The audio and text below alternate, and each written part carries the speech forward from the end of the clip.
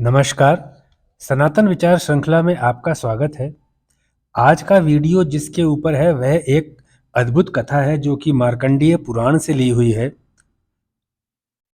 इस कथा को वास्तव में बहुत कम लोगों ने सुना है। यह अद्भुत कथा है और आध्यात्म के क्षेत्र में माता द्वारा अपने पुत्र को जो लोरी सुनाई गई है वह तो संस्कृत में सुनाई गई है, उसका यहाँ पे आप हिंदी में रूपांतरण सुनेंगे, आपको इसमें बहुत आनंद आएगा। ऐसी कथा आपने बहुत कम लोगों ने सुनी होगी। कथा इस प्रकार से है। एक बार विश्वावसु गंधर्व स्वर्ग में रहते थे। मदालसा नाम की उनकी बेटी थी। एक दिन वे अपने पिता के महल के बाग में खेल रही थी। तभी एक दानव जिसका नाम पाताल केतु था वह मदालसा का अपहरण कर लेता है। तब राजा ऋतुध्वज ने पाताल केतु को मारकर मदालसा को मुक्त कराया और उसके साथ विवाह किया। इसके बाद में क्या होता है कि एक छंद और आता है जिसको हम यहाँ पर नहीं ले रहे हैं कि पाताल केतु का जो छोटा भाई था उसने षड्यंत्र से एक गलत सूचना मदालसा को भिजवाई कि उसके पति ऋतुध्वज की मृत्यु हो चुकी है। तो उसके वियोग में मदालसा ने प्राण त्याग दिए। फिर बाद में महादेव की कृपा से मदालसा जीवित हो जाती है और वापस से अपने पति ऋतुध्वज के साथ रहने लगती है। इसके बाद मदालसा को माता बनने का सौभाग्य प्राप्त होता है। हम उससे आगे की कथा की यहाँ पर चर्चा कर रहे हैं। कथा बहुत लंबी है। हमने जब मदालसा अपने पुत्रों को लोरी सुनाती है उसका हिंदी रूपांतरण यहाँ पर हम कर रहे हैं। जब मदालसा के प्रथम पुत्र हुआ और राजा ऋतुध्वज ने उसका नाम विक्रांत रखा तो मदालसा बहुत तेजी से हंसने लगी और माँ मदालसा ने अपने पुत्र को लोरी के रूप में जो सुनाया वह अध्यात्म ज्ञान का एक संपूर्ण पाठ है। वो क्या बोलती है लोरी में? हे तात, तू तो शुद्ध आत्मा है, तेरा कोई नाम नहीं है। यह कल्पित नाम कौन सा जो विक्रांत नाम रखा गया है तो तुझे अभी मिला है। यह तेरा शरीर 5 भूतों का बना है, न तू इसका है न ये तेरा है, फिर तू किस लिए रोता है? चुप हो जा। जैसे माँ अपने बच्चे को चुप कराती है कुछ कह करके, उस प्रकार से ये इस प्रकार की बातें कह करके चुप करवा रही है। अन्न और जल से मनुष्य के भौतिक शरीर की वृद्धि होती है और युवा होने के बाद काली वृद्धावस्था आती है जिसमें शरीर नरक झेलता है। यह शरीर है ही ऐसा, तू शरीर नहीं है। तुझ आत्मा की न तो वृद्धि होती है न ही किसी प्रकार की हानि होती है, फिर तू किस लिए रोता है? चुप हो जा। तू अपने शरीर के चोले का अभिमान कभी मत करना, ये तो जीर्ण शीर्ण होने वाला ही है। तेरा यह चोला तो मांस मेद आदि से बना हुआ है। इस शरीर के लिए क्या रोना, इसकी क्या पीड़ा महसूस करना। इस शरीर की तरफ ध्यान देना व्यर्थ का कार्य है, समय की बर्बादी है। तू इस शरीर से अलग है, तू शरीर नहीं है। मत रो, चुप हो जा। कोई जीव पिता के रूप में प्रसिद्ध है, कोई किसी का पुत्र कहलाता है। किसी को माता तो किसी को अपनी प्रिय पत्नी कहते हैं।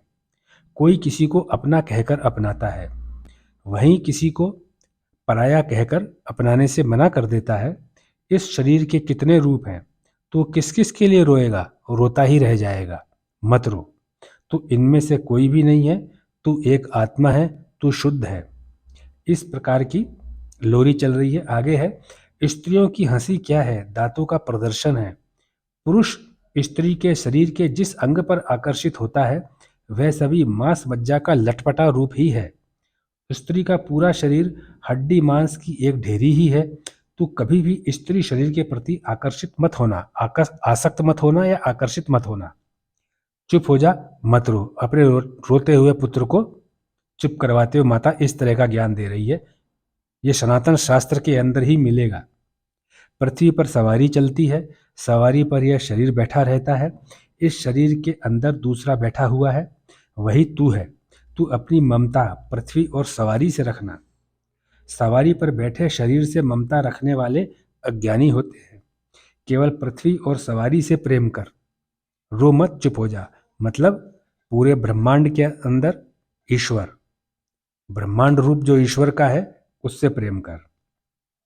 इस प्रकार की लोरियां मार्कंडेय पुराण में संस्कृत भाषा में दी गई हैं, जो मदालसा ने अपने 3 पुत्रों को सुनाकर उनको महान तपस्वी बना दिया। कुल उनके 4 पुत्र हुए थे। तब राजा ऋतुध्वज ने कहा, कि अब एक पुत्र को राजधर्म और गृहस्थ धर्म की भी शिक्षा देनी चाहिए, जिससे कि मेरा कुल चलता रहे। अपनी पत्नी की बात मानकर मदालसा ने अपने चौथे पुत्र अलर्क को एक अलग तरह की लोरी सुनाई, जो इस प्रकार से है। पुत्र तू धन्य है, तू शत्रु रहित होकर चिरकाल तक पृथ्वी पर निर्बल जनों का पालन करता रहेगा। पृथ्वी के पालन से तुझे सुख की प्राप्ति हो और धर्म के फलस्वरूप तुझे अमृतत्व मिले।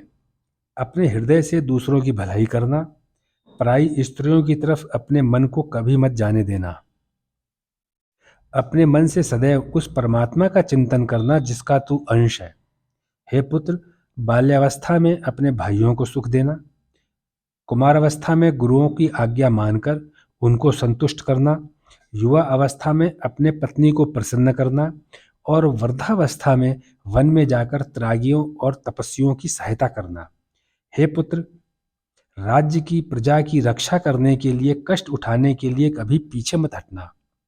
अगर अपने प्राण भी देने पड़े तो बिल्कुल भी संकोच मत करना। हे पुत्र, तू आनंद और वैभव प्राप्त करना। ये चौथे पुत्र जिसको राजधर्म की शिक्षा दी, तीन को जो पहले लोरी सुनाई जिसमें अध्यात्म की शिक्षा दी है लोरी के अंदर।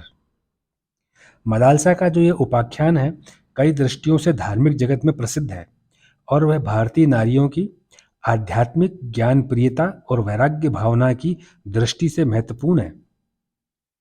इस प्रकार का मार्कंडेय पुराण के अंदर यह बहुत बड़ी कथा है। उस पूरी को तो वीडियो के अंदर सुना पाना संभव है नहीं। जो महत्वपूर्ण अंश है लोरी वाला, उसका संस्कृत भाव का जो हिंदी भाव है यहाँ पर आपको करके सुनाया है।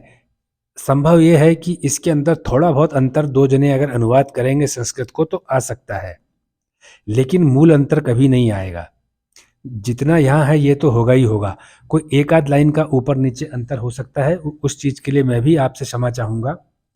आप इस तरह के व्याख्यान को आप सनातन शास्त्र में ही पाएंगे कि एक माता अपने पुत्रों को लोरी के अंदर ही आत्मज्ञान अध्यात्म ज्ञान का पाठ पढ़ा रही है। और जब कहा गया कि एक पुत्र को राजधर्म और गृहस्थ धर्म का पाठ पढ़ाओ, तो भी उसके अंदर उसने शिक्षा संकुल की बात करके उसके मस्तिष्क के अंदर पवित्रता ही बिठाई है। यही भारतीय सनातन शास्त्र की महिमा है। आपने अपना बहुमूल्य समय दिया, उसका बहुत बहुत धन्यवाद।